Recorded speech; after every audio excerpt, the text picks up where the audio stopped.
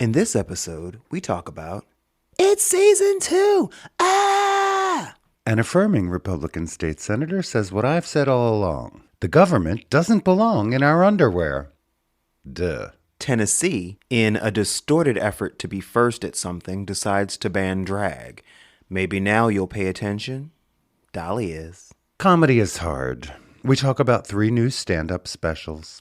There's punching up, punching down, and slapping a legend. Welcome to Full Circle, the podcast.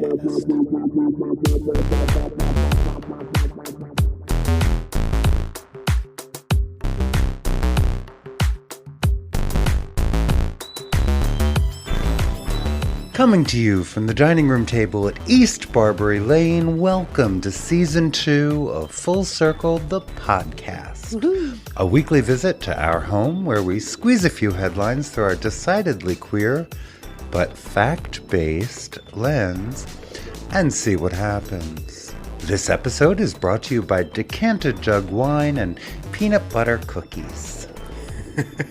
I am your host, Charles Tyson Jr. And I'm your host, Martha Madrigal. Welcome to the Full Circle table.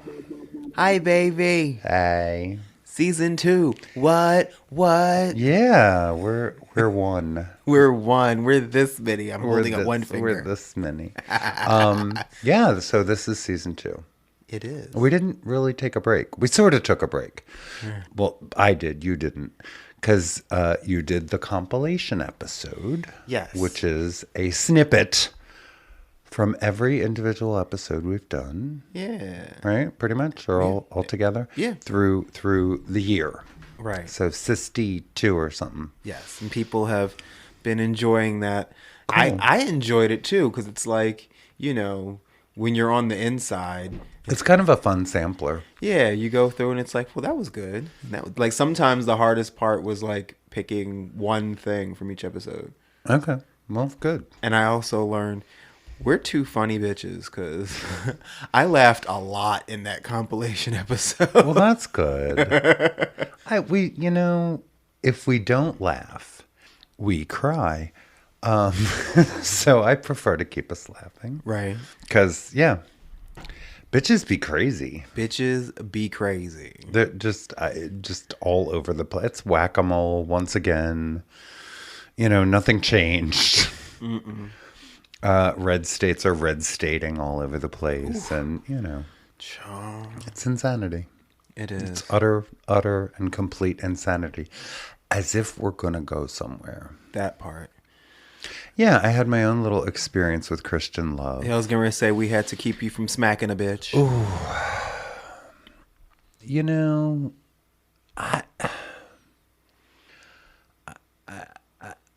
so here's my advice to cis people. Keep it pushing. Well. Mind your business, and I will mind mine. Period. Ignore me as I ignore you. Right. Like, you know, or say hey. Right. You know, your options should be between ignore me and show some respect. They should not include touching me if I have not consented to your touch. Mm-hmm. And me. And I don't need your thoughts or your prayers. So what actually happened... Tell the story. Yeah, well, we went out to have a drink. We had an especially good series of things happen, and we were wrapping up Amplify, which Amplify has been a really terrific program through the ASA Women's Podcasting Collective. Hey, ASA. And yes, I am part of that. And, they really gave us some great tools and some great training. I was grateful to be your plus one. Yeah, and so we had 6 weeks of really good information. Yeah. And you were the one when I had COVID, because it started, I made the first night and then I was sick. Right. And it's really good information that is going towards helping this show become better. Yeah, awesome. And so, we were kind of celebrating that and a couple of other cool things that had happened, and we were just having a drink. Yeah. In a local bar. I'm not naming the bar because there's not a reason to. Right. They're lovely there. They treat us well. They're terrific. We like them. And, we've been there several times. Yeah. And the patrons are either really nice and friendly and chatty, Or as they leave was us happening, the fuck alone. or they just mind their business. Yeah. And that's how life is supposed to work for all of us. Mm-hmm. Except this couple was walking past. Couple of what? I don't know. And this bottle blonde, I'm not even throwing stones, but it's all I saw of her was the blonde tresses in my rear view. But she put her hands on both of our backs, right? Yep. She touched you too. Yep. And said something like, "God bless you, gentlemen," as she was walking out. Well, I decided to thank her for bestowing Christ's love on me while she misgendered me. That's the nicer way of saying you followed her out to the parking lot. I did. It took me a second. It took me kind of a second. And then I'm like, oh, I wonder if she's still out there. And she happened to be. Mm-hmm. So I threw on my wrap and, You were looking fierce that night. Marched outside and said, was that you? Was God bless you, you? I don't remember a lot of what I said. I honestly do not remember a lot of what I said.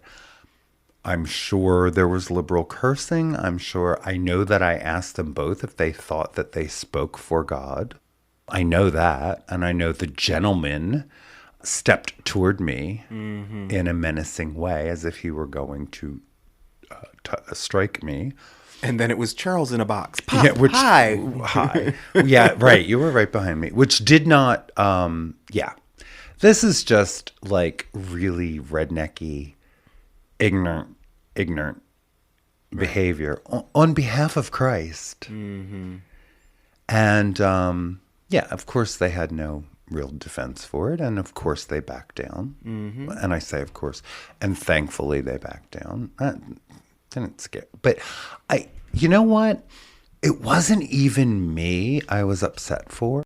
I'm like, oh, you're going to encounter one of my kids one day, and you're going to say this bullshit to them. Right. And before you make them cry, I am going to make you think twice about opening your fat mouth again. Well, I know I told her to mind her own business and keep it pushing. I know I told her, she did not speak for the divine. And they should have a nice day. I'm not sure I said that part. No, you ain't saying I probably did. That was way nicer than what either of us But said. I was really shaken. It ruined the mood. We left, But we didn't leave because of it. I mean, like the owner came out and he was like, "What happened?" And when I told him, he's like, I don't go for that." And I'm like, I said, "I know you don't." Yeah. And the bartender, same thing. She's like, "Oh my God, I didn't even hear that." And I'm like, "Oh, she said it quietly on purpose On the way out, as they always do. On her way out, and it was a couple that apparently had never even been there before, Right. but thought that this was appropriate adult behavior. Right. It was not.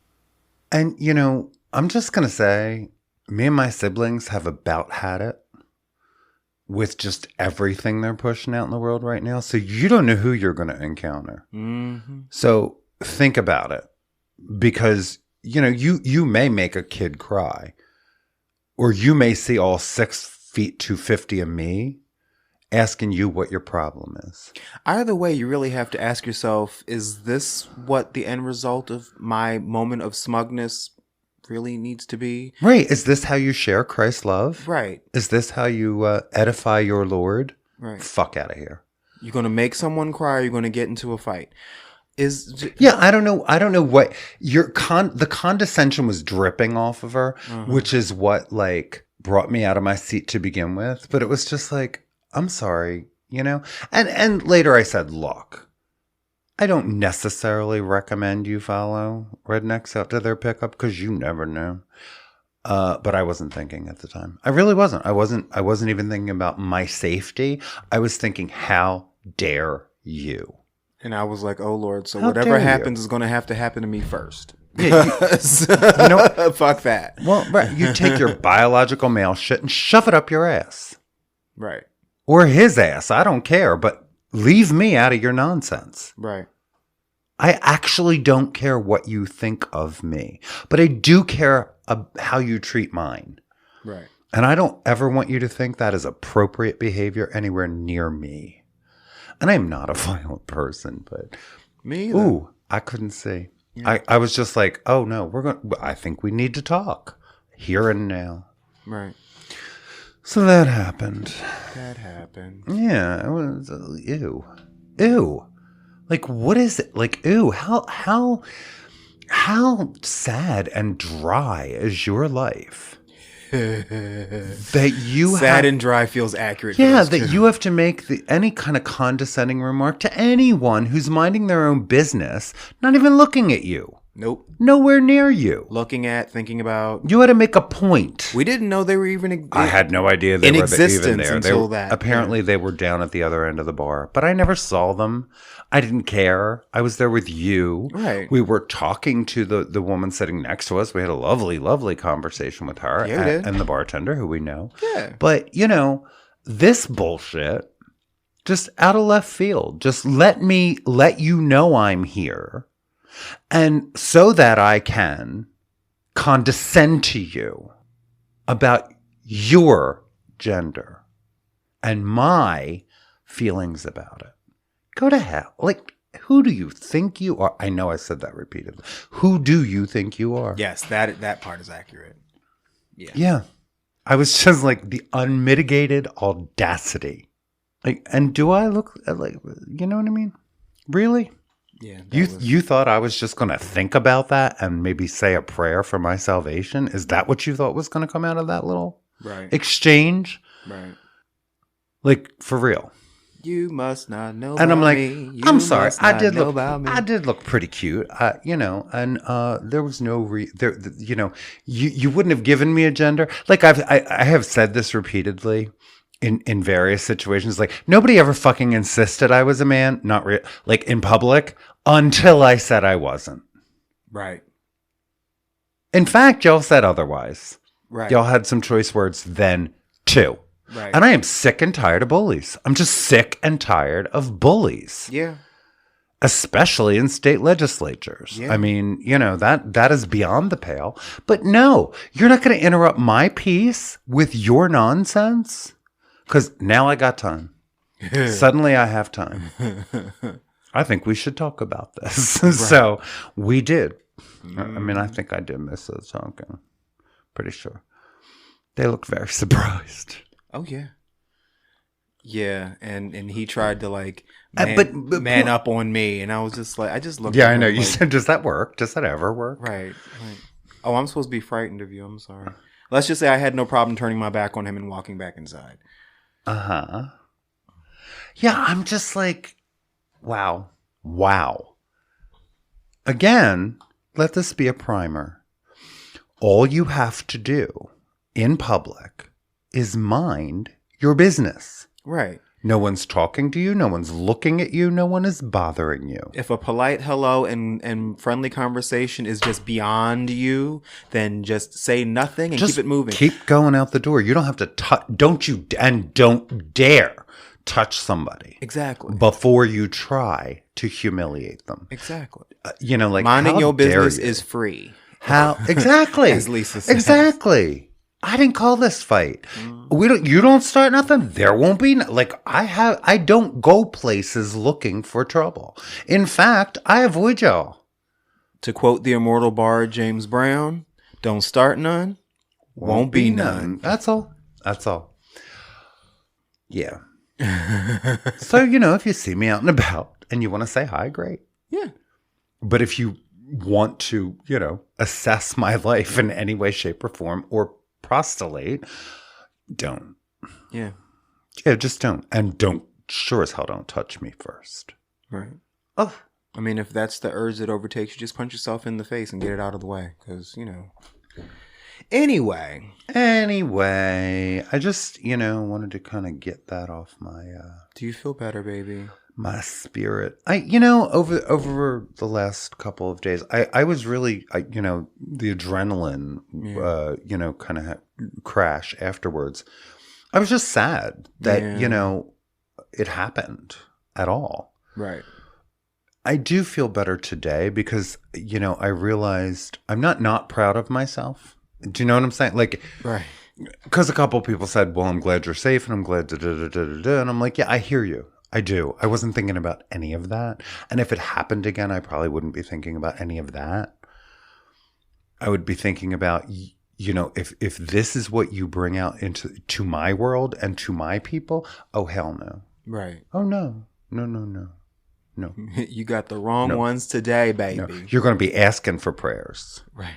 Yeah. You will have prayer requests. Help, Jesus. Help Jesus. Well, I never physically threatened them. I was perhaps menacing because I was like, oh, we're not doing this. We are not doing this. How dare you? How dare you? I'm sorry. I live my life with a certain degree of dignity and decorum. And don't fluff with my peace. Just don't. Just do not. Fluff with my peace. Right. You go deal with yourself over there. Because I have in no way impacted your existence. But how dare you demean mine? Right. How dare you? So anyway. Because if we cared any less about those people, they would be invisible. Well, right. And I wasn't expecting a personal encounter. I certainly wasn't out looking for a fight. I was just trying to have a drink with you. Right. That's all. The beer was nice. The company was nice. And then anyway. Yeah, and they're not going to stop me from doing that. They're just like, stare at me all you want. There's lots to see here. Exactly. I knew I was cute when I left the house. Thank you for the confirmation. Exactly. Exactly. Just like that little scrunch-faced, bullet-headed heifer in the restaurant yesterday. Oh, jeez. I'm like, bullet-headed? Yeah, the one with all the Aquanet. Yeah, I called her bullet head because it looked like her hairdo would stop bullets with all that. We went and had a late lunch with a dear friend, our buddy Simone. Simone, yay! And I don't even think they could see Simone, but they could see the both of us. Oh, she could see the both of us, right? And her husband had his back to us, and Simone had her back to them. They were kind of catty corner, and this woman just kept looking. And then I would look over at her and then she'd look away, but she had her face all tensed up. And I was like, all right, whatever. Because we were having such a good time. I was just like, it happened enough times. Like, I know clearly you in some way don't approve of my existence. Like, okay, well, that's you on your spirit as long as you keep it right there. And, we're all good. And I said nothing. I wasn't even snide. I have no time. Let's keep in mind the fact that it might not have actually had anything to do with us. It might have just been the ongoing pain of being her. I don't know, because she'd be kind of just chatting and then she'd look over and get mad again. Oh, well. It was weird. Yeah, it was weird. It was like, am I bothering you that much by being here? Well, really? If I may quote the immortal bard Lil' Kim, if I was you, I'd hate me too. Well, yeah, so move your table. I mean, there were other tables. Because we fabulous. Yeah, and we weren't, screaming or cursing or loud. We were just having a nice chat. We were. But I guess we looked too happy to be us. Because folks like us shouldn't look happy. Right. Or something.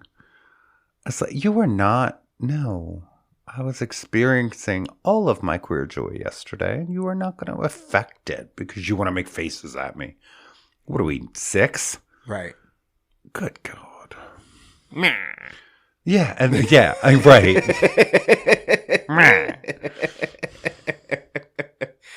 So bizarre. Yes. It's so bizarre. And the fact that it happened twice this week was just what is full moon, I guess. Maybe. Something. But this is the what we talk about. This kind of behavior is what is emboldened by this political climate. This is what the MAGA folks have unleashed, is a lack of civility. And to where the rank and file out on the street feel like it's perfectly okay to look down at whomever they choose. Right. From where, honey? Right. From where? Oof. Yeah. And not wherever you got that $6 washing set. That's for damn sure. Ooh. And my queer black ass since the 90s, I've been wishing a motherfucker would. So, Yeah, and I'm not trying to talk all big and bad. I'm like, it just astounds me. Because again, you don't have to look at me, interact with me, talk to nothing. Right. We can exist in the world just fine, all of us, if you mind your own damn business. Right. And I'm not trying to act like I'm all big and bad neither. Like the first fight that I was in 40 something years was 4 years ago. Yeah, right. Legendary. Truth. But my point is, Right. I am sweet, I am kind, I am loving, I am fierce, but I'm from 55th and Walton in West Philadelphia. Exactly. And by the way, I don't plan to go back to the bullying years. Like, right. I barely survived them. And when I see adults being bullies, it's ridiculous and so immature. Yeah. And like, this woman had to be 60 if she was a day. It's like, what is wrong with you? What is wrong? Like, just pay attention to your dining companion. Yeah, so that's, this is not advice. It's not advice. You were right behind me. And, together we make a wall. Right. So many of us fear for our safety. Right. So many of us, are afraid to go out in public for this reason. Because you never know who you're going to encounter. Right. And sometimes it's innocuous and it's someone looking. And unless you continually do it, I don't even notice you. Because again, I'm not there for you. It's not about you. Nope. It can't be about you because it's about me. Right. Well, it was about the three of us catching up and having a lovely, lovely afternoon. Right. But, in the case of the people at the bar, I'm not advocating we confront everyone. I'm not, this is not an advice column. No. I am saying you'd have had a hard time keeping me in my seat. It's just what happened. It's just what happened. Right. I was like, oh, hold on. What? What did you just say? Because I am not a child. And I am not here for your bullshit. Period. And like I said, for every girl who is afraid to stand up, I was not. Right. For every time we are put in a situation, and we often are, where we're just afraid because we're either by ourselves or, people are big or people are mean or people, and it's not the best time in the world, especially depending on where you are, to follow folks out into a parking lot. It's probably not great advice at all. Right. I was just having a not today Satan moment. So I'm done now. I'm done. I'm done. Yeah. I just got a bit of old school Ray Charles, a Diet Pepsi commercial in my head. You got the right one, baby. Yeah. Yeah. I mean, maybe you do that to people and they don't respond. Or maybe you've never seen anything like me in life. I don't know what it is, but now you have. Be better. Be better. We can just sum that all up with that. Be better. Be better. So I saw that the world's first out trans member of parliament died at 65. Yeah. And this is Georgina Beyer. Yes, of New Zealand. Well known for her LGBTQ plus advocacy and efforts to bring marriage equality to New Zealand. She was a trailblazer and the first out trans member of parliament. She had a long battle with kidney disease, and she was 65. Yeah. So, rest in power. Yeah. But she definitely made a mark while she was here. Well, yeah, and she was elected to national parliament in 1999. Yeah. So, she's been at this a while. For a minute. She received, following 4 years of end-stage renal failure and daily dialysis, she received a kidney transplant in 2017. Oof. But, and I guess that bought her, these last, 6 years? Yeah. Yeah. She served as a member of parliament until 2007, unsuccessfully ran again in 2014. In 2020, she earned the New Zealand Order of Merit for her efforts to legalize gay marriage and civil unions and decriminalize prostitution. She was a former sex worker. As a result of her work in 2004, same-sex civil unions became legal in New Zealand. 9 years later, same-sex marriages were legalized there as well. She was remembered as a brave and gracious politician by both sides of the aisle, including Conservative National Party Deputy Leader Nicola Willis. We came from different political sides, but she had the power to breach the divide, Willis said on Twitter. Yeah. Yeah, so rest in power, Georgina. Indeed. Why don't we head into the good news? I like good news. Because we have good news. I prefer good news. Right. And there is always good news. We find it. And yeah, we do. Sometimes we will uncover it. Right. Sometimes we have to scour for it. But, we have had all good news episodes, but we have never had an all cavalcade of nonsense episode, have we? No. Why? Never. Well, Why? right, because we want you all alive to come back next week. Right. So, that's what we always make sure we highlight. The good news. Right. And round it all out with a little pop culture. So, what's good this week? Well, to start with, it seems that there are several notable queer women who have been honored and memorialized on stamps, which is perfect. This is Women's History Month. Mm-hmm. International Women's Day was this week. It was yesterday. Yeah. So this is right on time. Stamps aren't the honor they used to be because nobody really uses them anymore, but still. Right. It's still a thing. They're not on the currency. Some of them are, though. Yeah, not everybody gets a stamp. This is true. There were over 50 queer women worldwide. Yeah, this is global. Who have appeared on countries' official postage stamps. Right. In the United States, apparently. Right. But here are 10 examples of those stamps. From around the world.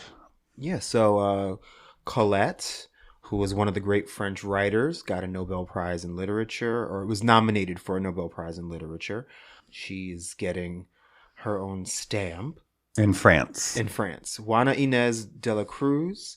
Considered one of the most prolific poets of the Spanish language, and she lived in Mexico. Yes, when it was called New Spain. Yes, I love. She became a nun so that she could provide for herself without marrying a man. I loved that. Oh my!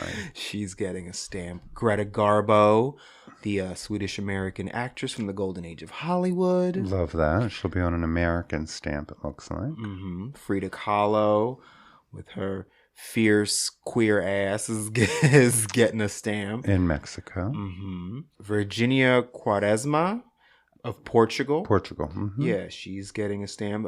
First professional female journalist in Portugal. Ma Rainey. Mm-hmm. Boundary breaking blues. Mother blues of the singer. blues. Yes. Yeah. Mm-hmm. Sally Ride, first American woman to go into space. Love it. Mm-hmm. Eleanor Roosevelt. Yes. Yeah. She getting a postage stamp. Well, she's had a couple. Yes. This is, I want to say, her third.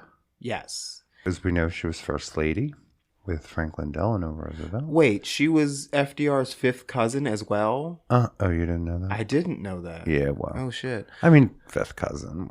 Yeah. But yes, she was.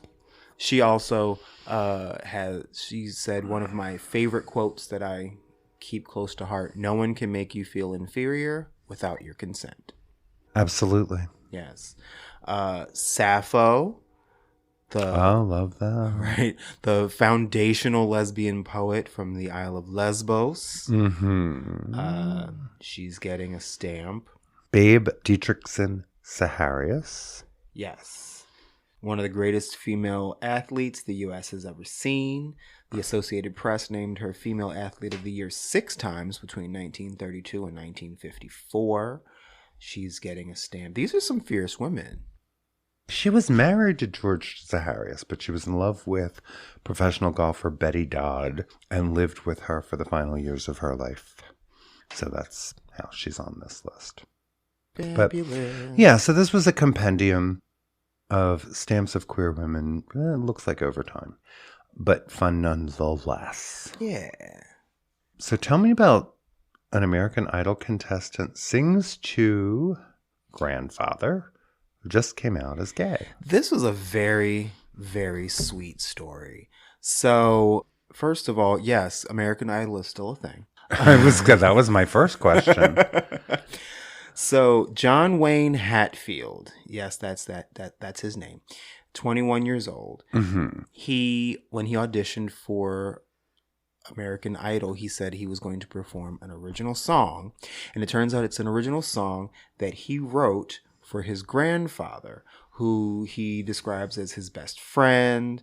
And his grandmother was his mom, and his grandfather was his best friend. And his grandmom passed, and it of course devastated his grandfather, but it also gave him the courage to come out as gay, something that his wife knew, but he never said it to anyone else.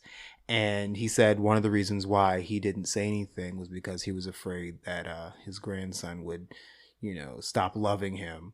To which John Wayne was like, that could never happen. In fact, he wrote an original song that he performed at his audition called Tell Me Ray. Ray being his grandfather. And he told the story to the judges, and they said, go bring him in. And so he went out and he brought his grandfather in. So his grandfather got to hear the song for the first time. Oh, wow. As he sang it to audition for American Idol. Of course he went through. I mean, he moved on. It helped that the song was actually good and that he sounded good singing. Thank God. Couldn't that suck? That would suck so bad. I know. I would hope they would edit that out entirely and not subject either one of them to making it national television. I watched the clip and they did the whole thing where, like, you get that extra special package where, like, they go to your house with the cameras and shit, and they show you, like, looking off wistfully into the distance at the sunset and shit while you tell your story in the voiceover. Yeah, they don't do that for folks that don't get through. Actually, sometimes they do. Oh, do they? Yeah. And then it's, like, bad? Yes. That's just, like, I realize that's part of the entertainment of the whole thing, but still, like, in this case, it wouldn't have been okay. Because I've seen them do that. Like, I lost my mom, my dad, my sisters, my dog, my left leg. All I have is singing. And then they can't sing. And then it sounds horrible and they don't make it. Oh. But in this case, everything was perfect and sweet. Good, because we're in good news. Exactly. But yeah, if you can find the video out there, it's very sweet. Okay. So this was also fun. So apparently there is a circus troupe in Chile where one of the main focuses of their show is gender and sexual diversity. Okay. Which, is notable because of the fact that the Chilean government is rather oppressive when it comes to LGBTQ people and gender identities. Okay. This is the Timoteo Circus? Yes. It's out of Santiago. Yeah, it's a show that has fought prejudice and discrimination against Chile's LGBTQ community for more than half a century, even through a military dictatorship in a country known for its devout Catholicism. Mm-hmm. So they have characters like the crazy purse woman, Veronica Power, Alexandra, with big wigs and makeup and outfits. And they're a huge hit. I'm looking at the pictures and, the audience is getting their life.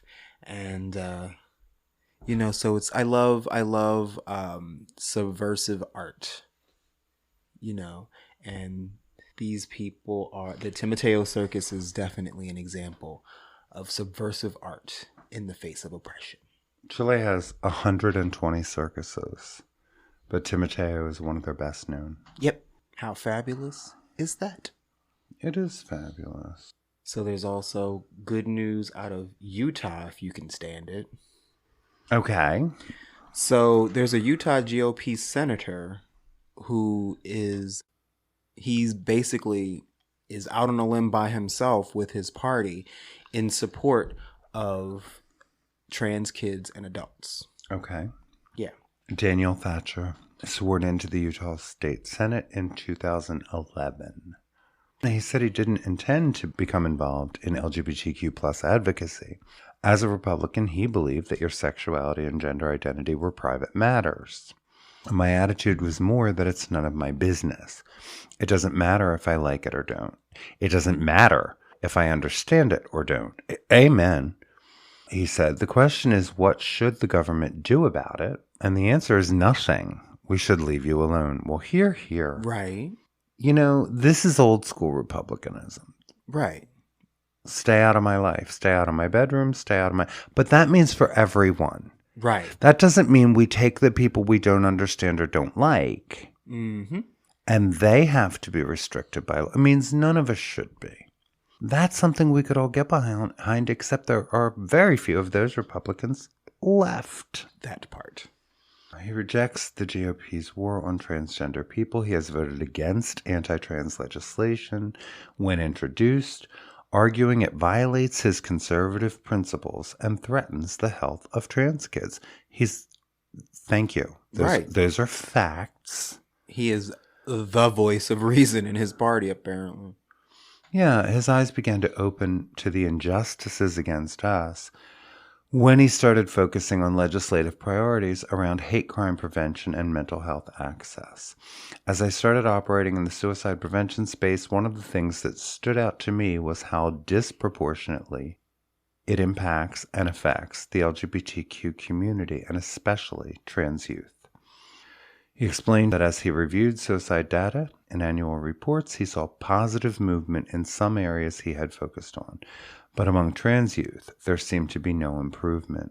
He explained that he and his wife visited with a friend who introduced them to a trans teen and his father. The Republican state senator said in the interview that a conversation with the boy's father absolutely changed his life. When I hear people talking, it's not generic. It's not random. It's not faceless. There are real people that are affected by anti-trans legislation. Yes, sir. Yeah. There are. And of course, he said his pleas with his fellow Republicans to consider a tolerant perspective towards trans people was, quote, not well received. Mm-hmm. No surprise there. He explained that while his approach aligns with more of a libertarian mindset, in that he prefers a hands-off approach to government and people's lives, the Constitution exists to protect rights. He said, I think I believe that I could articulate and frame the discussion in a way that I could bring others along. You can't single out a group for unequal protection under the law. This isn't even fuzzy. Right. Well, good. In answer to the question, why the obsession with trans kids, Thatcher said, it's because Republicans believe that acknowledging trans people would cause an outbreak of trans kids nationwide. Yeah, we've already proven that that's not the case. Right. Here's the thing, he said. They're being told this is a social contagion, that these kids are popping up because we've made it more popular. Yeah, well, they're believing lies. Right. He said it's bullshit. Yep. He said it's becoming more common because it's becoming safer. It is not safe, but it's safer. As it becomes safer for people to come out, more and more people are going to realize this is something I care about. This is a family member. This is a friend. This is a friend's kid. Mm-hmm. Yeah. We're everywhere. We've always been everywhere. And we will continue to be.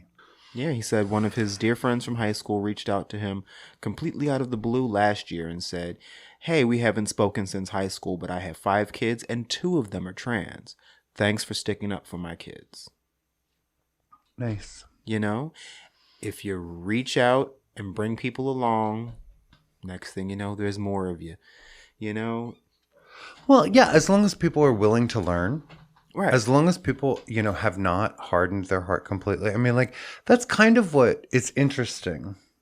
And I didn't research this because, but, you've got Rupert Murdoch, who owns Fox News, admitting under oath Yep. that he's lied and that he knows his people lie.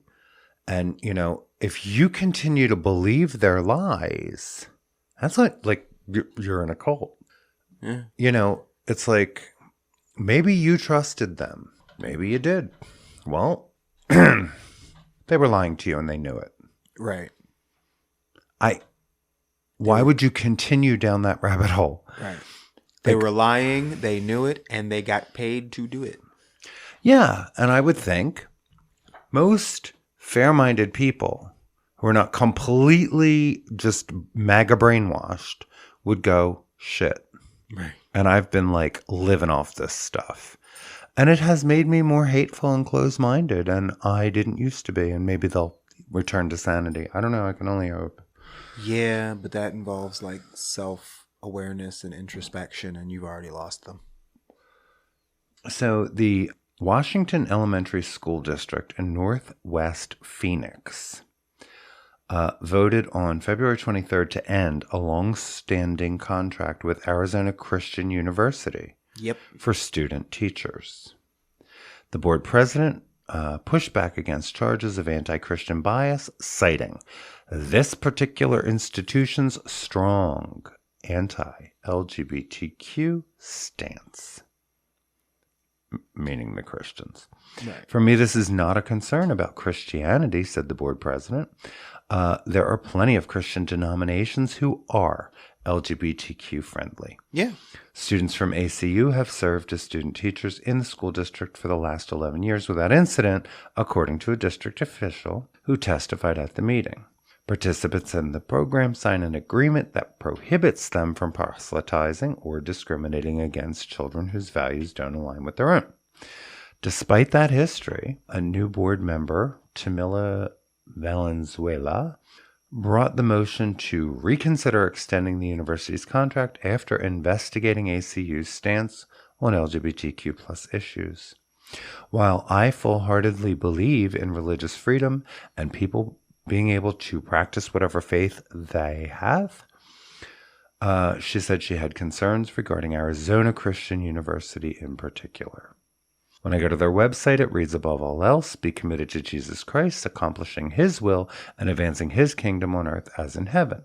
Part of the 4 values of the university are to influence, engage, and transform the culture with truth by promoting the biblically informed values that are foundational to Western civilization, including the centrality of family, traditional sexual morality, and lifelong marriage between, here it is, one man and one woman. How does that hold space for people of other faiths? Doesn't. How does that hold space for our members of the LGBTQ community? Doesn't. How does that hold space for people who think differently and do not have the same beliefs? Doesn't. At some point, we need to get real with ourselves and take a look at who we're making legal contracts with and the message that it is sending to our community. She said, citing 3 of your board members who are a part of the LGBTQ community. Oh, and thank God for that. Right. Because out board member Kyle Clayton agreed, saying proselytizing is embedded into how they teach. Of course it is. Yeah. He said it just takes one off-the-cuff comment, one moment, to then have trauma for a child that's already vulnerable, already experienced trauma. And that trauma could last the rest of their life. Yeah, and the school has a statement of faith which the university requires students to sign, which is another challenge. Yeah. It's not just teaching, but it's teaching, as they say, with a biblical lens. Yeah, they have a statement of faith that said, we believe the term marriage has only one meaning, the uniting of one man and one woman in a single exclusive union as delineated in Scripture. I would never want my son to talk about his 2 dads and be shamed by a teacher who believed a certain way. Amen. Right. Yeah. So they responded in a statement. They did this for one reason only. Our university's commitment to our Christian convictions. That's wrong. It's unlawful. And it will only hurt the district's students. I don't think so. I don't think so. And even though the district has their own separate agreements signed by student teachers, the board president said, I simply don't know how a piece of paper can change someone's underlying value system, even though they may not do anything illegal. Where they are preaching or using Bible verses, how do you shut off an essential part of your being and not be biased to the individual in which you are in charge of nurturing and supporting unconditionally? I don't see how that disconnect is possible. We're going to see probably more of this. I mean, Walgreens is getting a very deserved backlash right now because in 20 states, they're basically refusing to even provide the morning after pill. Right. If I've read that right. Because I was like, all right, why are we mad at Walgreens? And, I think it has been Walgreens traditionally where we've read these stories where the pharmacist was like, I won't give you that. I won't give you that. I won't prescribe that pill. And, you go to the pharmacy, there's a time frame here. And the pharmacist doesn't believe you should have access, so they don't give it to you. Right. And what if all you've got is a Walgreens within 50 miles? And you got to get in the car. Yeah. If you have a car. So, I'm sorry. I connected those two things to say we're going to see more of this. As they decide to draw battle lines, we've got to kind of decide which ones we're comfortable with. Because if it were to follow the path that a lot of this has, how long is it before they say their student teachers have a right to preach to students? Right, exactly. And you can't inhibit their religious freedom. And we've so bastardized what that actually means that, Yeah. Good on this school board. Indeed. Yeah, honestly, I'm not sure that public schools should be having student-teacher arrangements with, church-based religion that says certain people don't exist. Right. Yeah, so I'm sure there's going to be controversy around that. I'm sure that's probably not the end of it, but good.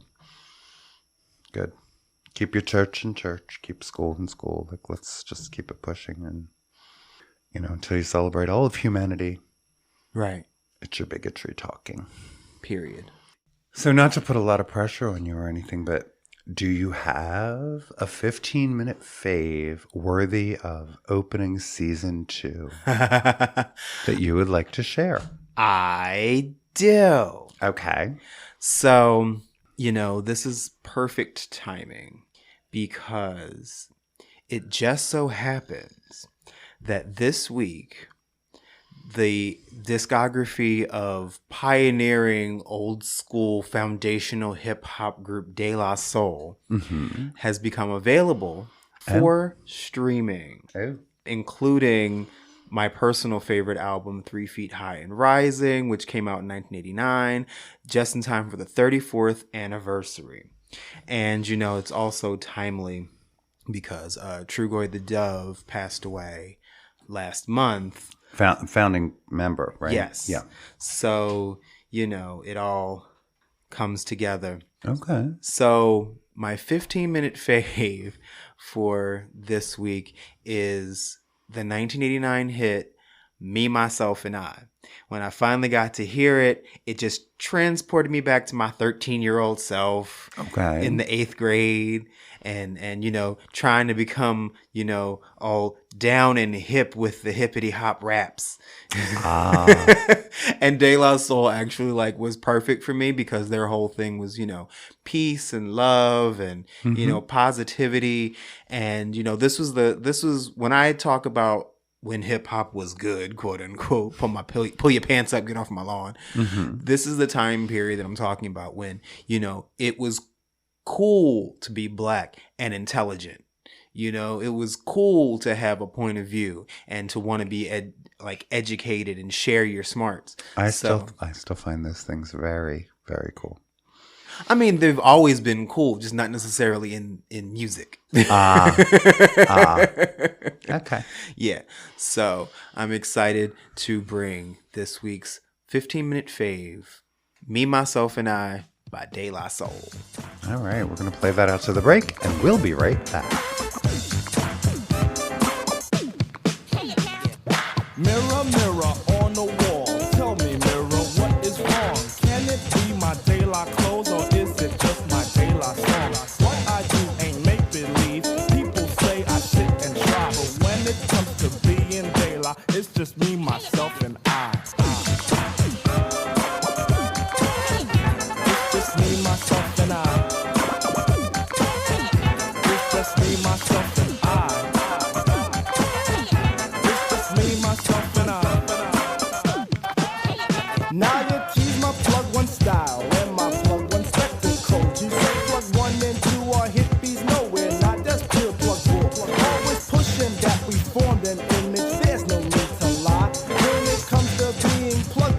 just me, myself, and I.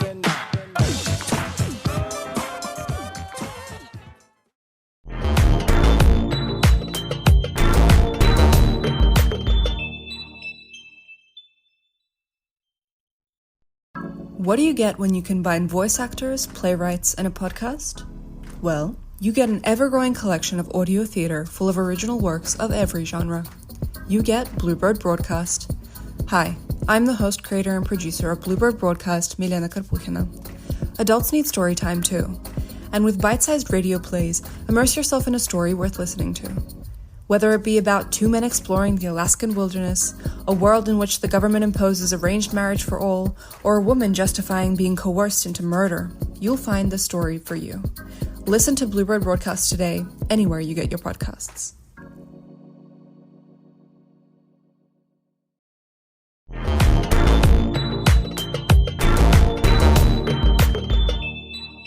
And we're back. We're back. That was fun. I remember that song. Right. That was the jam. Mm-hmm. It was good. It was a literal toss-up between that and Buddy, which was the other jam that I grew with. Like, meanie, meanie, meanie, meanie, say what? That was the jam. Anyway, but. You don't get two. You get one. You picked one. Keep it pushing. De La Soul is back in rotation. Keep it pushing. Are we going to do it? Yeah, it's time for the cavalcade of nonsense. Fine. Yeah, we can breeze through this. We've got about 4 items. You know, students are switching up their college plans now as states are passing anti-LGBTQ laws. This is a wholly foreseeable consequence. Yep. Wholly, completely, entirely foreseeable consequence. Yep. And a perfect example of fuck around and find out. Yep.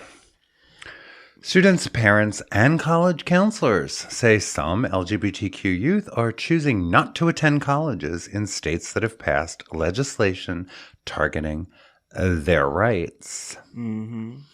Cody Nobles hopes to study environmental science or marine biology at a college on a shoreline town where he can observe ocean life firsthand. But after his native Florida adopted legislation restricting LGBTQ rights, Nobles, who is gay, is planning to find a similar environment in a different political climate. The 19-year-old says he wouldn't have to worry as much about discrimination or even physical assault in California. Right. I came to reality and realized that I might actually have to involve those things into where I go because you never know where I might be going. He expressed concern about the possibility of having to attend school in a place that has a record of hate crimes or a very old-fashioned point of view when it comes to gender. Mm-hmm. Yeah. You know, and hopefully when these students aren't coming to these schools, and so they're not spending money in the neighboring businesses, and, you know, the economy of the towns starts being affected, maybe we'll start thinking about the foolishness of these damn laws. Yeah, this was NBC News. And, you know, this kid grew up in Florida. Right. Always assumed he would go to school in Florida. Right.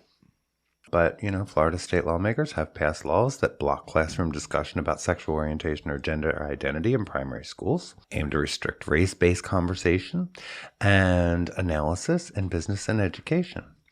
Another recent bill would let the state board that oversees public universities give direction on removing majors and minors in subjects like critical race theory and gender studies, and bar spending on programs or activities that supports such curricula. His mother, Cindy Nobles, who serves as president of the Jacksonville chapter of PFLAG, said Florida's legislation has changed how I'm looking at every school.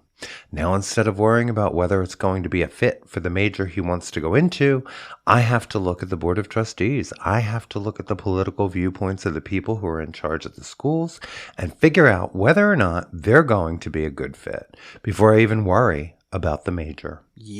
Interviews with students, parents, and college counselors suggest LGBTQ young people are striking colleges in states where such legislation is being pushed.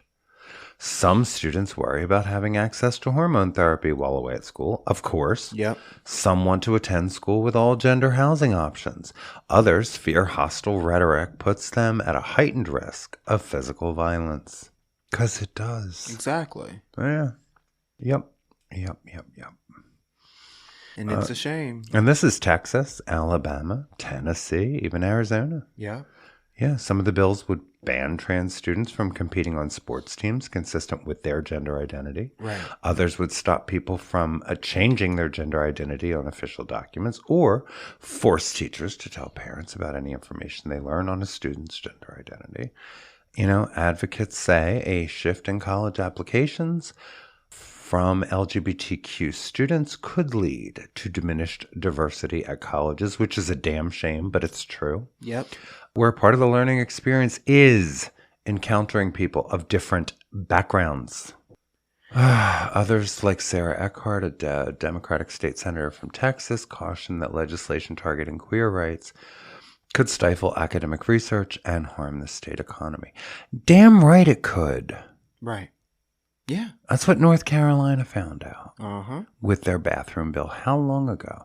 But they keep doing this. Right. It affects the economy of the neighboring towns that the schools are located in. It's going to affect the NCAA. It's going to affect the schools themselves when their numbers start dropping and they have to report then their next round of fundraising. You know, and hopefully, you know, we're just talking about the queer students that are making different decisions. I'm sure there's going to be a good chunk of, you know, the straight ones that we're looking forward to having some kind of diversity, go to school for the first time. It's like get to see people that are different than me because I'm tired of being in these all white spaces, you know, and these all straight spaces. Are they going to start making different decisions into what schools they start going into? This is going to have far more far-reaching implications than they've thought about, all because gay's bad. Nah. Yeah. Well.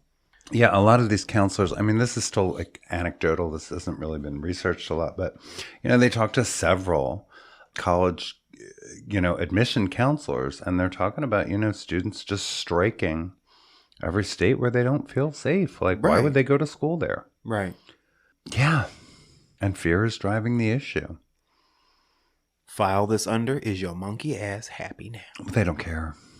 Yeah, they don't care. They will. Once money starts being affected, then they will care. Well, we hope so. We do hope so. But the money that's lining their pockets is paying for this nonsense. Yeah. You know, if these people cared about the state and the citizens of the state they're supposed to represent, they wouldn't be proposing this horse shit In the anyway. first place. Yeah, you're right. So, you know, I don't know. I don't know how badly the money has to affect the state before they actually knock it off. It needs to not succeed. You know, and the one thing I will keep repeating is this is not our first rodeo. This is the kind of nonsense they were pushing back in 2004. You know, when they were putting marriage equality on the ballot. Yeah. This is the kind of stuff they try, the culture wars. And this does feel in many, many ways like the last gasp of the white patriarchy. Yeah. It really does. It's like, well, we're just going to throw everything at everyone because, you know, maybe you haven't met a trans person. So they're an easy target. Right. And there aren't that many of them to begin with. So they're an easy target. Right. Yeah. It's not the first time they've done it. I don't know how anybody who has a brain is still a Republican, but that's me. Well, that part. Mm-hmm. Yeah. So it you know, good. And I'm glad that this is being, you know, we're talking about this. I really am. I'm glad that we're talking about this. And I'm glad we're talking about the possible repercussions and ramifications. And, you know, I hope they do see a precipitous drop-off. You know, it really does, you know, require the straight parents to keep their kids safe and say, yeah, I don't want you to go to school there in the first place. Right. Just like, I think I'd be thinking twice about taking my kids anywhere in Florida. Shit. You know? But that's me. Or Texas, or... Right. Shane Windmeyer, founder and executive director of Campus Pride, which helps students identify LGBTQ-friendly campuses, said sympathetic policies are crucial for students who, for financial reasons, must attend a public university in their state. Some colleges in red states, like the University of North Florida and the University of Texas at Austin, are serving as a safe haven for queer students. Yeah, but DeSantis is targeting them. It's not going to be long before his buddy Abbott does the same thing. Yep. Wolf of Equality Florida said Florida's higher education system loses out on talented students because of the state's legislation. A point Khan mirrored, saying she worries about brain drain. And that's real. Yeah. You know, that's real. When we talk about brain drain in, you know, like the Philadelphia region, you know, it was a thing a lot of folks wrestled with for quite a while is, you know, students from all over the world come to Philadelphia to get their education. You know, we have the University of Pennsylvania and others, you know, right. Temple and Drexel. And I mean, we've got some great schools here. It's true. But people don't necessarily stay in this region once they get their degree. So, you know, and that's brain drain. When we talk about, you know, they come here, they get really smart, but they don't put roots down here. Right. But, you know, you may not have them come to school there at all. There you go. You know? But if you, I'm sure if you said to Ron DeSantis right now, you're going to have nothing but stupid white kids, he'd be like, great. That's what we're looking for. That's all we I was want. a stupid white kid. My daddy was a stupid Right. white kid. My We don't want all daddy. that. We don't need all that competition. My family tree don't even fork. What you talking about? It's more like a telephone pole than a tree. We have a family stick. A family stick. A family. Yeah. Yeah. It doesn't branch. Anyway, yeah, that wasn't out of a queer publication. That was NBC News. So Yeah. there we go. Yeah. It's happening. And it will continue to happen because we're everywhere and we're not going anywhere. That part. So Tennessee issues a trans healthcare ban and the nation's first drag ban. Yeah, this was a big one. Yeah, in the I mean, news this week. The lawsuits have probably already started. Yeah. You know, this should be really interesting in Nashville. I already saw there's a big benefit concert coming up in Nashville where a whole lot of artists are getting together, you know, to fund and support, you know, places like Tennessee Equality Right. at all and the queer organizations there. Because this is absurd. It is. And nothing actually has to change in terms of, you know, the drag performances because of the wording of the law. It's the fact that it's on paper that is the problem. The fact that they're paying this much attention and signing it into law, because the wording of the law, it bans, quote, male or female impersonators who provide entertainment that appeals to a prurient interest from appearing on public property or in a location where the adult cabaret performance could be viewed by a person who is not an adult. Right, but they can decide to call anything whatever they want to. So they can say because there's a drag queen, that makes it, which is what they're trying to do, an adult cabaret performance, even if you're talking about a very silly, completely covered up costume and a drag queen reading a fun, age-appropriate story to a child, they can call it that and arrest people because of it. Like, I mean, that's the problem here. Apparently, we've done nothing to learn queer history. Obviously, we don't cotton to this stuff, boys. It's supposed to take effect later this year. The ACLU of Tennessee is promising lawsuits. Yeah, if it is ever used to punish a drag performer or shut down a family-friendly LGBTQ event, because that's the thing. We have families at Pride. Yeah. We have events More than ever. centered around children, completely appropriately. Yeah. At Pride. And are they going to send the cops in? Is that what they're going to do? Right. Yeah, because like the big thing now we're seeing with a bunch of the queens is they're writing children's books that they then can go and read to the kids. It becomes like a little packaged thing, and I love it. But You know, the ACLU did put out a statement. They noted that the law bans performances that are, quote, harmful to minors. Right. This is where I was going. But, yeah, the legal definition for harmful to minors in Tennessee is very narrow and only covers, because, you know, it doesn't include underage marriage to your cousin. It's very narrow and only covers extreme sexual or violent content with no artistic value. Drag performances do not inherently fall into this category and are protected by the First Amendment. But why they're doing this or signing, like everything's fine in Tennessee? I was getting ready to say, this is where our energy Why, needs to Dolly be. Parton can close her pocketbook now? Right. Because everybody's smart, everybody fed, everybody good, Right. everybody's got health care. Yep. Yeah, yeah. Not zero problems in Tennessee right now. So the only thing left, go for the drag queens. There's a meme of her saying, I wonder if they're going to arrest me because, you know, I'm basically a drag queen. Right. I don't know if she actually said that, but I hope she did. Right. Yeah. RuPaul has come out with some scathing words, as have others. Ben de la Creme did a good job on CNN. Yeah. Yeah, I saw that. Yeah. We posted that on social somewhere. Yes, on our Instagram. Yeah, explaining how this is ridiculous. Yeah, but this governor is signing all kinds of crap into law. And of course, they're going to sue. Of course they are. You know, the ACLU said, or in a group statement, they said, we are dedicated to overturning this unconstitutional law and are confident the state will find itself completely incapable of defending it in court. We want trans youth to know they are not alone and this fight is not over. Not even by a long shot. Yeah. And you know, those are the things we have to hold balance. We really, really do. You know, we've got to not run scared every time we hear about you know what I mean? Every murmur from these people. Right. Because, you know, you really do have to kind of stop and breathe and say, all right, how much are they affecting anyone's everyday life? The fear does. Right. And that's more to the Our point for fear them. of what they're doing does. You know, but in a lot of cases, it doesn't get very far. Right. But they're hoping to instill fear. They are. Yeah. So we have to be better than them. Which we are. So Exactly.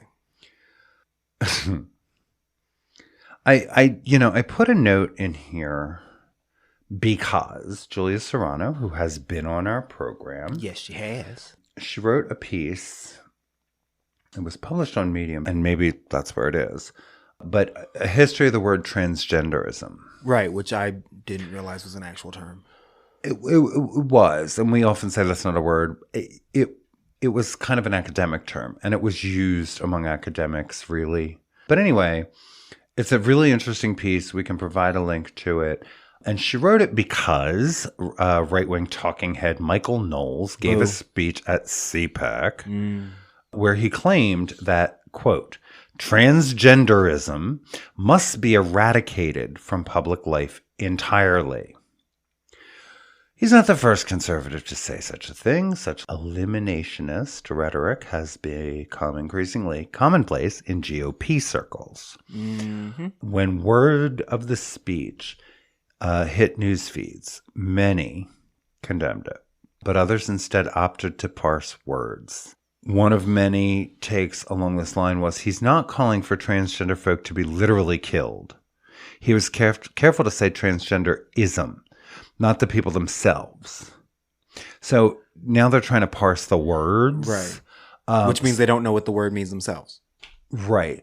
So, you know, she wrote the piece to say that word began as an in-community term to refer to the phenomenon of transgender people. In other words, to talk about our existence and our experiences. And, you know, and the point to this essay is, therefore, eradicating transgenderism literally means eradicating us. I guess they were looking at it as, you know, being trans is something that is outside of you, something that it's behavior that you can put on and take off. So therefore, if you eliminate the behavior, then as if it is separate from the person. And they take words And they parse them and they turn them upside down and inside out because 1984, that's the one book they seem to be reading. Right. But they think it's a guide. So she just wanted to say, the word's been around for quite a while. It appeared in the titles of explicitly trans activist books back in 97, 2003, etc. But the word was used in a neutral manner to denote either the phenomenon of transgender people, our existence and our experiences, or the state of being transgender. It was common in English. They're trying to use yet another word as a cudgel. And now they're trying to say, no, you didn't hear what I said. You heard me wrong. No, we didn't. No, we didn't. So we can put a link to that. It's a good read, and I love Julia Serrano because she just writes and speaks with such clarity and such authority. And I think it's important. I think it's really important, especially for trans young people, to have an academic who is one of us, who is on our side, who knows what they are talking about. Indeed. Yeah, so that is there. That's all the cavalcade I have time for. Works for me. I got Transway. I haven't for, 6 weeks. I've just been kind of bopping in and out. So we are going to take one more break, come back with a palate cleanse so I can go powder my nose before I got to talk to my kid. We'll be right back.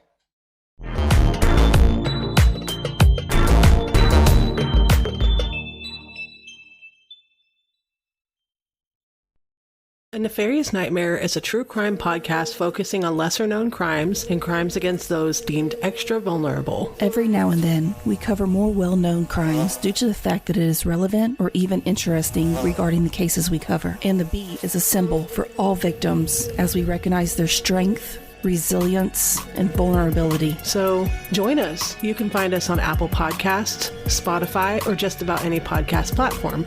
Remember, when you mess with the bees, you get the hive.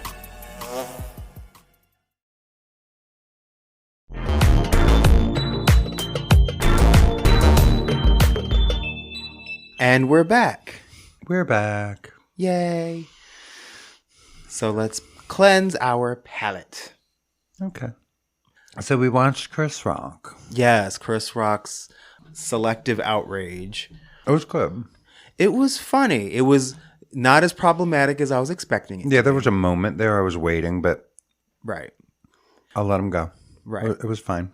But we watched that, and we also watched Marlon Wayans' God Loves Me back to back because they both dealt with dun dun dun the slap. Yes, the Oscar slap. Yes, but obviously in very different ways. Well, Chris went in. Yeah, Chris Rock went in with a little bit of, well, not a little bit, with a bit of anger, understandably so. It was interesting because, he talks about, one thing we were told was not to fight in front of white people. Right. So you're bringing respectability politics into it, but then you also called Jada Pinkett a bitch, like not 5 minutes before that. So that was interesting to me. Well. So, but whatever. I'm just saying it's interesting that we're taking this stance after doing that. But that being said, I'm not trying to act like it wasn't entertaining and funny because it was.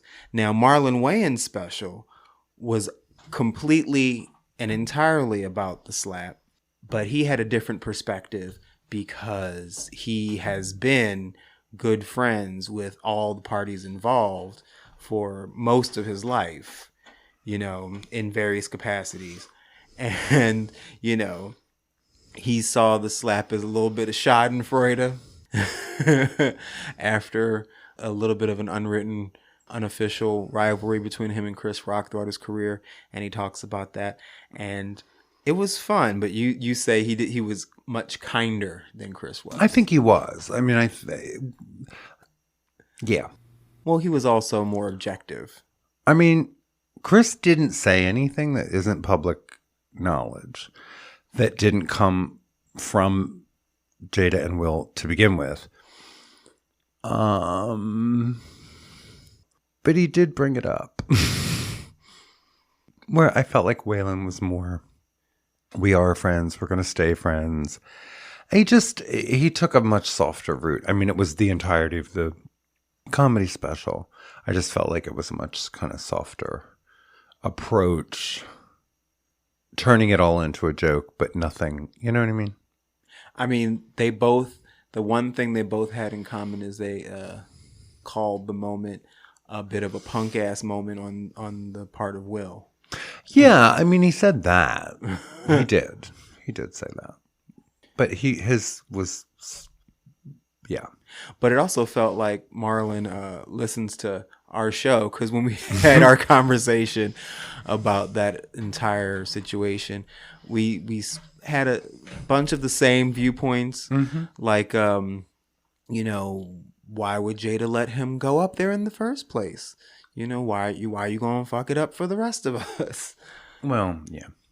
And I maintain I don't think Chris Rock was taking shots at her alopecia. Right. It was a G.I. Jane joke. It wasn't an alopecia joke. Like, right. I still don't think he did what he was afterward accused of doing. Right. By a whole lot of people. I don't think that was ever his intention. And basically, you know, he said that. Right. I don't think he knew even beforehand, but whether he did or not. Right. Yeah, it was an ugly moment, and yeah, they were both good. I just wonder if this means that now we can officially stop talking about it. I doubt it.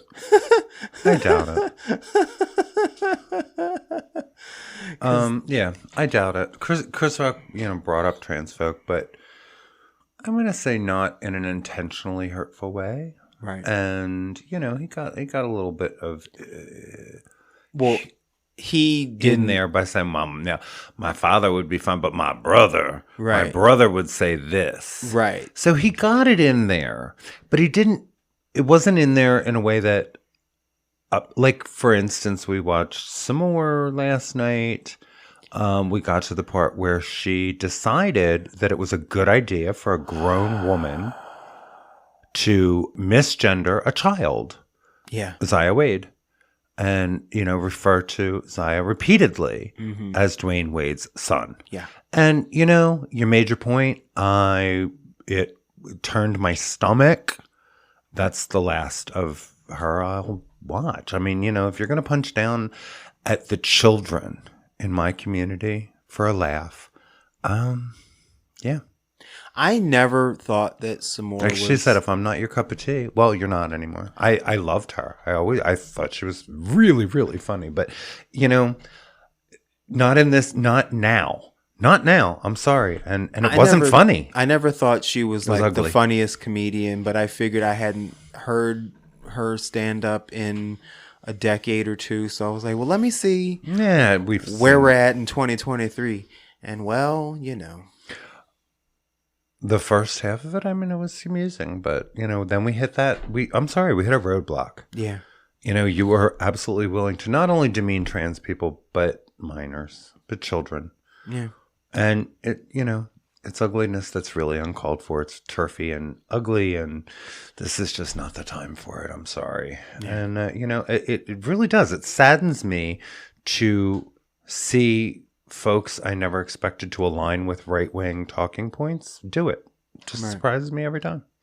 Because all you had to do was keep us out of your mouth.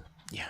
I was sad and disappointed because I was like, I thought we were going to make it through without it happening. And I did too. But there it was. And I felt blindsided and, kind of betrayed and, whatever. Now we know where you stand. Exactly. Thanks. So we had a bit of a twisty-turny stand-up experience this past week. Yeah. Like I said, Chris kind of went there much more artfully than what's his face? The one we're not going to name. And Marlon Wayans managed to get through an entire comedy routine without mentioning trans people. He did. Yeah. Yeah. I think I might have liked his best of all. Right. Then. Yeah, Chris Rock, one of the blowbacks that happened was his commentary about Michael Jackson at the beginning of the special. Yeah. Michael Jackson's nephew took to Twitter Well, and right, and so now you have to explain. Like the whole title of the thing is selective outrage, Right. and the example he gave was, you won't listen to R. Kelly anymore, but you keep listening to Michael Jackson. He said, same crime, one has better music. That was his point. Right. Yeah, so somebody got all upset. Yeah, Michael's nephew Taj took to Twitter and be like, "Why are you gotta bring up my uncle?" And Yeah, well, whatever. And then he finally said, "Thank you, Will Smith." Right, for smacking Chris in the first place. Yeah, I mean, Michael was never convicted, right? Right. I've not gone all the way to either side in that issue, and I'm going to leave it there. Yeah, I mean, he was just, that was the whole point of this selective, he gave different examples, and that was one of them. Right. Like, you get mad over here, but not over here. Right. This is upsetting to you, but that's not. I mean, like, it's definitely worth seeing. Yeah. It is. Worth seeing. And he tiptoed around us. He couldn't not mention us, but he tiptoed around it and then went in at the end. So, yeah. Yeah. So check out Selective Outrage by Chris Rock and God Loves Me by Marlon Wayans, Netflix and HBO, respectively. Right. And those are my only 2 comedy recommendations for this week. Right. What else did we watch? Did we watch anything else? I was trying to think. We started to delve back into the back catalog of American Horror Story. Yeah, you put on American Horror Story in New York. Yeah, we started to watch American Horror Story New York City. New York City. Which the first episode was interesting. The second episode, I'm sure, is interesting, but we had just come home. We were not in the right state of mind to continue watching American Horror Story, the second episode. Yeah. Yeah, like the violence against, queer bodies. It was just, you know what? Not now. Right. Not right now. Yeah, not gonna do so it right now. we'll possibly get back into it or not. I don't know. It's whatever. Ryan Murphy is doing just fine.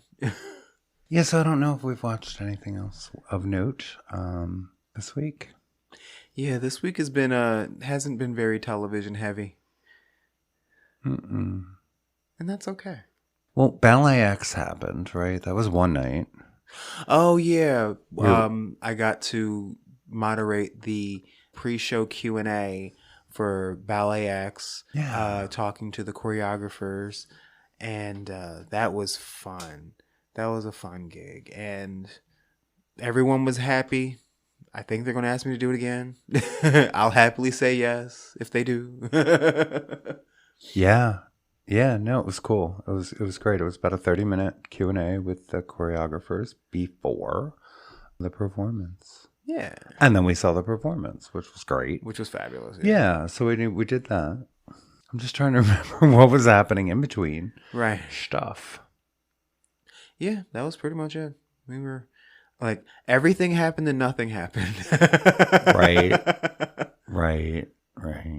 Well, it is that way sometimes. Well, we've been busy. We've had stuff going on. We've had Amplify just finished. Right. I did get to go to Emerge, New Jersey. Yes. So Emerge, New Jersey is, basically a class for Democratic women who are interested in running for office to, learn the ins and outs of politics. And my friend Joey, she is in the class of 2023. Yeah. And they had their kickoff event up in New Brunswick. It was nice. And yeah, and what was interesting was Danica Rome, from delegate from Virginia, first trans woman, I believe, elected in Virginia, I believe. But Danica Rome was there because she's the president of the Emerge Virginia. And it was really good, really interesting, really inspiring. We got to meet her. I told her I want to get her on this show. Yeah. And sit down and talk to her. And we just had a really good time. And I wish Joey all the best. Joey is going to be running for office this fall. So. Go, Joey. Or is running for office, rather, Joey. This fall, yeah. Go. Yeah, so that was fun. So we have been doing stuff. It's not like we've been sitting on the couch, Right. Clicking through with no options. We Right. just haven't sat down a lot. Right. And we're going to be talking to some fabulous people on the show in the near future. So we've been doing a lot of reading. Yeah. So, things are happening. Things are happening. Just not all on the television. Things will continue to happen. And a lot of it has not been on TV. So, with that said, I gotta go. I got Transway to do. It's season 2! It is season 2, but I've missed my kids because we've been, really getting a lot out of Amplify, but it has, absorbed our Tuesdays and Thursdays for the last 6 weeks. So Yeah. I need to go online and see the fam, and that'll be good. Did you want to talk about podcast business? Oh. Should we do that? All right, that part. If you've enjoyed listening to this episode of Full Circle, the podcast with Charles Tyson Jr. and Martha Madrigal, you should consider dropping a rating, a review, subscribe where you can subscribe. 5 stars or more, please. If you have a question, concern, some gossip that you want to lay on us, drop us a line at askfullcirclepod@gmail.com. Follow us on our social. On Twitter at Full Circle Pod, on Instagram at Full Circle the Pod, on TikTok at Full Circle the Podcast. Martha is at Martha Madrigal everywhere. You can find her writing at IamMarthaMadrigal.wordpress.com. I am at Never Scared everywhere. And you should also consider becoming a patron of the show. Patreon.com/FullCircleThePod. Starting at just the $3 a month tier, you can have access to all of our episodes ad-free and before everyone else. And then starting at the $6 a month tier, you can have access to our behind-the-scenes and bonus content. And it only gets better from there. It's fun over there at the Patreon. And you can also check us out on our Discord, Full Circle the Podcast. Podcast business over. Okay. Sorry, I was texting. I got some news from somebody, and I was congratulating them while you were doing podcast business. Until next time, I want to thank you for joining us. I am Martha Madrigal. And I am Charles Tyson Jr. And you've been listening to Full Circle, the podcast. We'll catch you next week. Bye, everyone.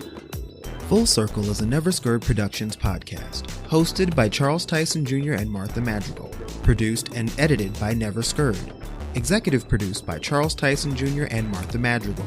Our theme and music is by the Jingleberries. All names, pictures, audio, and video clips are registered trademarks and/or copyrights of their respective copyright holders.